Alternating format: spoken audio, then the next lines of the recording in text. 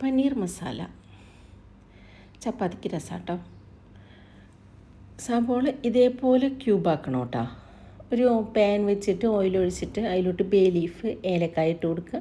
പിന്നെ തക്കാളിയും സവോളയും ഇതേപോലെ പേസ്റ്റ് പോലത്തിൽ വഴറ്റിയെടുക്കണം. എന്നിട്ട് അത് മാറ്റി വയ്ക്കുക. ഇനി നമുക്ക് മസാല ഉണ്ടാക്കാൻ വേണ്ടിയിട്ട് തൈര്, മഞ്ഞൾപ്പൊടി, മുളക് പൊടി, മല്ലിപ്പൊടി ഇത് നല്ല പേസ്റ്റ് പോലെ ആക്കിയെടുക്കുക. പേസ്റ്റ് ആ തൈരിൽ കലക്കിയിട്ട് പേസ്റ്റ് പോലെ ആക്കുക. എന്നിട്ട് വേറൊരു പാൻ വയ്ക്കുക. ആ പാൻ വെച്ചതിൽ ബട്ടർ ഇട്ട് കൊടുക്കുക. ആ ബട്ടറിൽ ഈ ക്യൂബില്ലേ, പനീറിൻ്റെ ക്യൂബ്, അതിങ്ങനെ ഒരു ചെറുതായിട്ട് ഒരു ബ്രൗൺ കളർ ആവണ വരെ ഒന്ന് ചൂടാക്കി കൊടുക്കുക. അതേ ഓയിലോട്ട് തന്നെ ഇഞ്ചി വെളുത്തുള്ളി പേസ്റ്റ്, പിന്നെ ഈ ക്യൂബാക്കി വെച്ച് സവോള ഇട്ട് കൊടുക്കുക. അതിലോട്ട് പച്ചമുളക് ഇട്ട് കൊടുക്കുക. എന്നിട്ടൊന്ന് വഴറ്റി കൊടുക്കുക. എന്നിട്ട് പിന്നെ നമ്മൾ ഫസ്റ്റ് ചെയ്ത് വെച്ചിട്ടില്ലേ മസാല, ആ മസാല ഇട്ട് കൊടുക്കുക.